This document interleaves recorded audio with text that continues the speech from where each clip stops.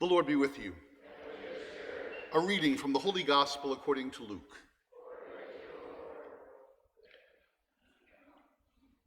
Jesus said to his disciples, "There will be signs in the sun, the moon, and the stars, and on earth nations will be in dismay, perplexed by the roaring of the sea and the waves. People will die of fright in anticipation of what is coming upon the world, for the powers of the heavens will be shaken.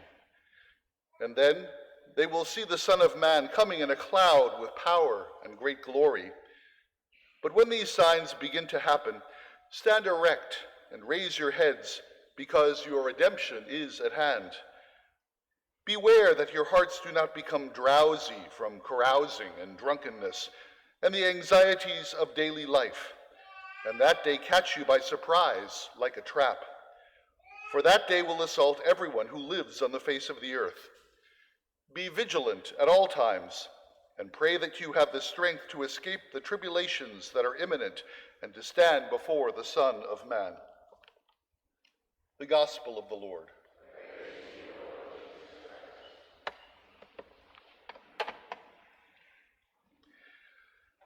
When I was a kid, I was very impatient.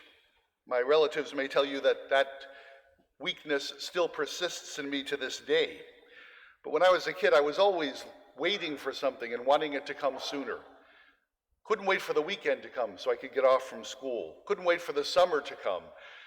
Couldn't wait for my relatives or friends to come to visit. Couldn't wait to graduate from school. There was always something that I was waiting for. And my mother said to me one day, "Jordy, there's always going to be something you have to wait for. But I think that if you could, you would wish your entire life away. You got to be patient. There's a reason why you have to wait for things. Sometimes it makes them better. Sometimes you're not ready for something, so you got to wait a little bit longer." I think all of us wait, don't we? We wait to finish school. We wait to finish college. We wait to get a job that we like and that we can make good money at. We wait, most of us, for Mr. or Mrs. Right. We wait to get married. We wait to save money to buy a house. We wait to have kids. We wait for a promotion. We wait to retire. We wait to overcome some illness or injury. We wait to get over heartbreak. And then for some of us, when the cares of life become too much, we even wait longing for this world to end for us, to die. But Advent is all about waiting. What does the word Advent mean? Coming.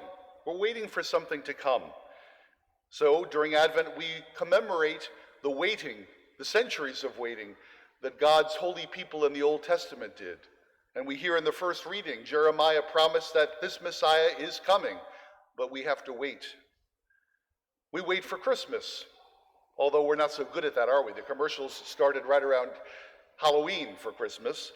But this is a time where we whet our appetites for this liturgical rebirth of Jesus at Christmas time. And yes, we also wait for the end of the world or the end of our lives in this world. And we hear in the gospel, be vigilant. Don't be drowsy. Don't let the cares of this life lull you. St. Paul says the same thing. Even though you're doing good, try to do better.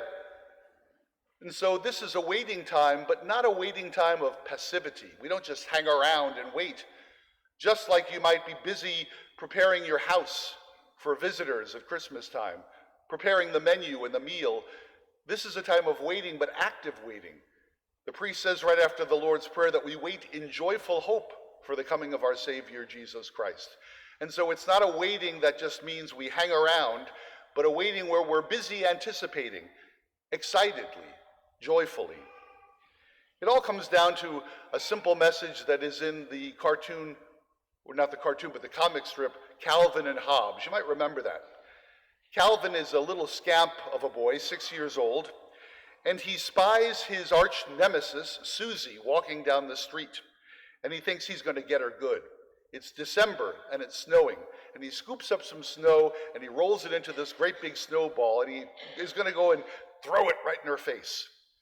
But Susie sees him, and she turns on him, and she says, "Calvin, I've got a letter to Santa here that I'm going to mail, and if you're bad, if you throw that snowball at me, then I'm going to write to Santa that you don't deserve anything but coal. And Calvin says, well, is the letter already sealed? And she says, yes. And he said, well, then how are you going to tell Santa? And she said, well, I'm going to write it on the back of the envelope. Do you have a pen? And she pauses for a second, and then she says, yes, I do. Calvin thinks for a second, then drops the snowball and walks away and mumbles to himself, I bet she didn't have a pen, but it's December, and Santa's coming soon. This late in the game, you can't be too careful. And that is the message of Advent. The time will come when we will meet Jesus face to face. This late in the game, we can't afford not to be careful. We have to be vigilant. We have to strive eagerly for the coming of the day of the Lord so that it won't be a time of entrapment or fear, but a time of joy and union.